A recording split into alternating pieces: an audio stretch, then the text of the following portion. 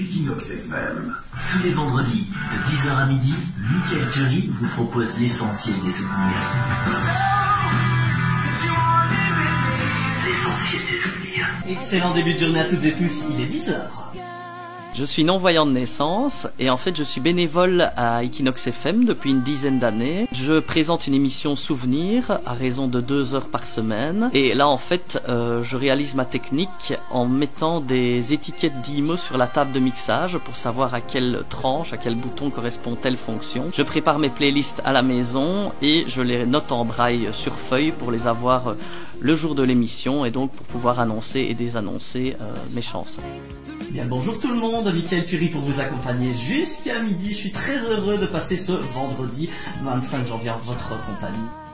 On pense trop souvent à tort que les activités d'une personne non-voyante sont limitées. Mickaël nous prouve le contraire.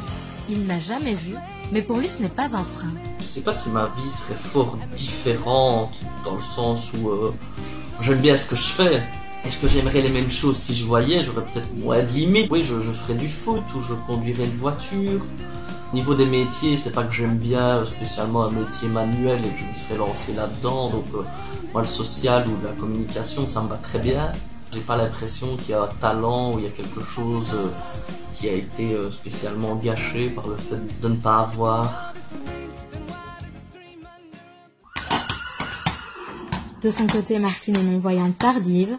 Elle aussi dépasse les clichés en pratiquant l'équitation. J'ai une rétinite pigmentaire, tubulaire. Je voyais dans 2 petits macaronis. Et il y a à peu près 6 ans, je ne vois plus du tout. Et on s'est expliqué pourquoi? C'est une maladie héréditaire. Quand on perd la vue, je passe par 3 phases. Le déni, la déprime et la réaction.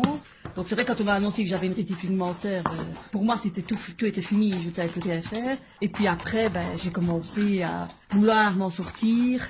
Mais ici, voilà, c'est vrai qu'après 1 heure d'équitation, la fatigue, c'est ça. Il faut que je me reprenne un peu au niveau de la concentration pour pouvoir recommencer à continuer ma journée. Pour le cercle, Martine, en cercle. Et ça s'est directement bien passé avec Martine? Oui, directement. J'ai hésité quand même à dire oui. Mais dès la première rencontre avec Martine, ça m'a émue très fort et j'ai eu envie de m'investir. Parfait Martine, super. Et maintenant tu réélargis ton cercle. Voilà, et là il est au bord de piste. Mélanie est la coach d'équitation de Martine. Elle a dû adapter sa façon de travailler. Et ça demande plus d'attention qu'un cavalier ordinaire puisqu'il faut vraiment regarder à tout le temps et beaucoup parler. En fait Martine se repère vraiment à ma voix. Donc en fonction de ma voix, elle sait plus ou moins où elle se trouve. Tourne un peu à gauche Martine. Là t'es devant le camion. Et là tu es piste à main droite. Un petit peu vers la gauche, Martine. Par rapport à quelqu'un qui justement ne voit pas, on doit être plus attentif et toujours le reguider. Et maintenant, tu gardes ta droite. Je mets tout à disposition à Martine, mais c'est elle qui va chercher les brosses, c'est elle qui met la selle, c'est elle qui brosse le cheval, qui enlève la couverture, qui va la mettre de côté, et c'est elle qui remettra aussi son matériel. Mais au départ, tout est plus ou moins à la même place à chaque fois. Ici, je suis vraiment autonome. Il y a vraiment une complicité entre Mélanie et moi. Et même, elle apprend aux autres à faire attention à mon handicap. À veiller qu'ils rangent les choses dans l'ordre. Œuvre la lumière, Mickaël, bonjour. Excellente initiative, monsieur. Je vais voir avec ma collègue un petit Comme instant. Mickaël, on peut être non-voyant et gagner sa vie. Je travaille ici en tant que téléphoniste à la SBL La Lumière. Je travaille avec un ordinateur sur lequel on a mis une synthèse vocale. C'est un lecteur d'écran. Et il est en fait relié à une barrette braille pour le support écrit. Donc j'ai toutes les informations qui sont sur l'ordinateur sont directement, simultanément mises en braille sur la barrette. Et donc c'est tout ce qui est texte, pas les images. Donc tout ce qu'il y a de textuel sur l'ordinateur se transmet sur la barrette braille. Et donc je peux grâce à ça envoyer des mails, en recevoir, aller sur Internet, etc. Monsieur, ma collègue vous rappellera cet après-midi parce qu'elle a quelqu'un dans son bureau pour le moment. Est-ce que je peux avoir vos coordonnées? Il n'y a pas de souci, je transmets à Véronique. Micro-ondes haute puissance.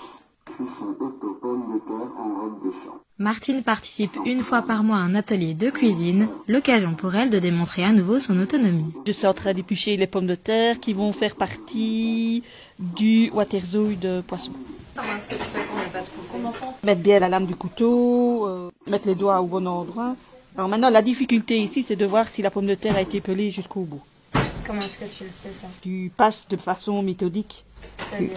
Et moi ici, je fais en circulaire, donc vraiment contre le bord où je sais qu'il y a de la pelure, et puis je tourne. Tu sais décrire la différence de texture entre la pomme de terre et la peau? Mais ici, c'est collant. La chair de la pomme de terre est plus collante vu que c'est de l'amidon, et la peau de la pomme de terre est plus lisse. La bénévole, elle est voyante. Oui. Et elle n'est pas là pour agir à notre place.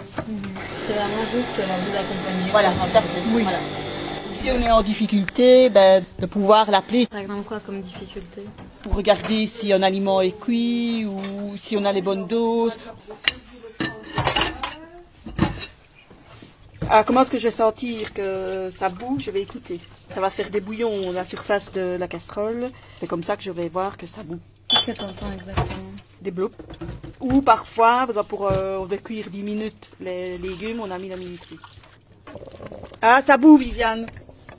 Voilà, là ça boue, ça fait des bouillons. On va pouvoir dresser le tout. Et tu connais Michael, Martine? Oui, on travaille parfois ensemble en binôme pour les sensibilisations. Pour vérifier que j'ai tout mangé dans l'assiette, je pars de l'extérieur, donc je mets la fourchette au centre de l'assiette et avec le couvert, je ramène. Ça va, ça a l'air d'être cuit? Je ramène sur ma fourchette. Voilà. Michael et Martine prennent de leur temps plusieurs fois par an pour expliquer leur non-voyance à des étudiants. Donc alors aujourd'hui, nous allons faire une sensibilisation au handicap visuel. Donc nous allons recevoir une école. Et alors on montrera en faisant un petit jeu de rôle comment guider une personne qui ne voit pas de manière sécurisée. Vous allez me suivre, ok? On va voir un petit peu comment on va guider une personne non-voyante. Comment est-ce que tu ferais? On va imaginer que je suis dans la rue. Tu ne connais pas, mais tu as l'impression que je suis un peu perdu. Je suis au bord de la route, je ne traverse pas. Ça fait 2 minutes que j'attends. Qu'est-ce que tu ferais? Je vous demanderai déjà si vous voulez de l'aide. Ensuite, je vous tiens par le bras. D'accord. Ça, c'est très bien. Déjà, la première chose, c'est proposer son aide et pas l'imposer. Tu mets ton bras le long du corps, de ton corps, voilà. Ouais. Et en fait, tu vas marcher un peu devant moi. Et on va marcher. On va marcher quand on peut. On peut de la place. Vas-y. Après, il n'y a plus moyen de tourner. Voilà. Alors, si c'est serré, tu plies ton bras derrière ton dos. Moi, je comprends, je passe derrière toi. Voilà. Et une fois que c'est plus serré, tu peux remettre ton bras. Voilà. Qu'est-ce que ça implique de faire comme ça? Que je lui tienne le bras. C'est plus facile à comprendre pour vous. Voilà. Et en fait, elle a besoin de rien dire. Une fois qu'elle tourne, je vais sentir les mouvements qu'elle fait. Et une fois qu'elle met son bras derrière le dos, si elle va monter une marche, vu qu'elle est devant moi, alors c'est ça qui est important, c'est qu'elle est un peu devant moi. Donc elle va à chaque fois anticiper les obstacles. Elle peut marcher à son rythme, il n'y a pas besoin de dire attention à droite, à gauche, devant. En fait, je la suis simplement. Martine et Michael parviennent aussi à se débrouiller au quotidien grâce à de nombreux gadgets, comme des micro-ondes parlants, détecteurs de couleurs ou montres en braille. Par contre, pour regarder la télévision, ils se retrouvent face à une grosse complication. Le problème ici en Belgique, c'est que quand ils nous proposent un film en audio-description, il faut un voyant pour aller dans le menu pour entrer sur l'audio-description. Mais moi, ici, j'ai acheté une application sur mon téléphone où je peux avoir des films en audio-description. Voxy Web, Replay Télé, 1 avec audio-description, Inspecteur Barnaby, meurtre par enchantement 18/02/19, AD. Un couple marche dans une allée bordant un lac. Il passe un portique en briques et se dirige vers une église. Ça permet de complètement visualiser la scène. Oui, pendant qu'il n'y a pas de dialogue dans le film, par rapport en France, ici on n'a aucun cinéma où on pourrait demander un casque et pouvoir mettre de façon facultative au lieu de description. Une jeune femme blonde qui joue du piano. Alors, qu'est-ce qu'il y a encore? Bon, on a parlé du détecteur de billets, mais il n'est pas sonore forcément. Parce que si tout le monde entend le montant du billet, ça ne va pas se faire. Donc je glisse sur la rainure et... On entend une vibration. Oui. Alors, une vibration égale 5 €, 2 vibrations égale 10, 3 égale un billet de 20 et ainsi de suite. Qu'est-ce que c'est ça? Ça, c'est un détecteur de niveau. Pour quand tu te verses un verre d'eau ou un liquide chaud. Il est constitué de 2 lamelles métalliques qu'on met au bord du verre. Je prends ma bouteille d'eau. Quand j'arrive au niveau des lamelles, il va faire un bip bip. Ça, c'est surtout pour les liquides chauds. Mais autrement, quand tu te sers un verre, tu mets ton doigt Et vous avez des jeux adaptés ou ça pas spécialement? Oui, puissance 4, il est adapté. Donc là, ici, c'est un puissance 4 tout à fait normal. Sauf que, bon, je sais bien qu'à la base, il y a des pièces rouges et jaunes, comme j'ai vu. Les pièces jaunes sont trouées et les pièces rouges sont toujours pleines. Et au toucher, le but reste le même, aligner 4 horizontales, verticales et en oblique. Et le but, c'est d'aller toucher délicatement pour ne pas faire tomber tout le jeu avec ses mains. C'est ça, parce que quand vous jouez avec quelqu'un, vous ne savez pas les Voilà. pièces.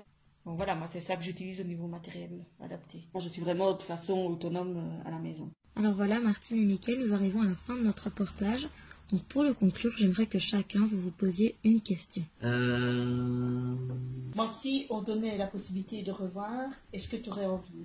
Oui, j'aurais envie, par curiosité, mais aussi parce que, clairement, on aurait moins de limites, mais ça me ferait peur, parce que c'est quand même tout réapprendre, changer un peu limite de vie. Et alors, Martine, une question, quelle serait pour toi, justement, ta vie, si tu voyais? Elle serait différente au niveau professionnel. Si j'étais plus jeune, je recommencerais des études d'institutrice maternelle.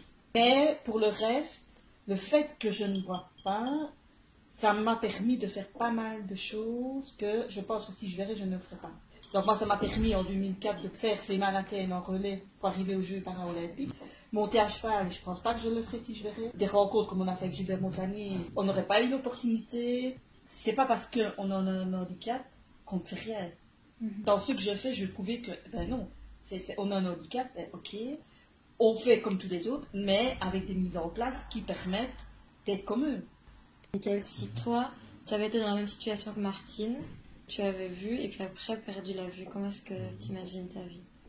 Pas dire que ça aurait été une perte de temps, mais j'aurais dû m'adapter bien plus tard, donc j'aurais peut-être plus la dextérité pour apprendre le braille. Là, j'ai pu me construire sur ces bases-là étant enfant. Mais je pense que oui, il y aurait eu des coups durs, je ne sais pas dans quelle situation j'aurais été à ce moment-là. Qu'est-ce que j'aurais aimé dans la vie, qu'est-ce que j'aurais dû abandonner. Voilà, je pense que d'un côté, si j'ignore certaines choses, ne les ayant jamais vues, je préfère quand même me dire que j'ai pu me développer directement sans ça.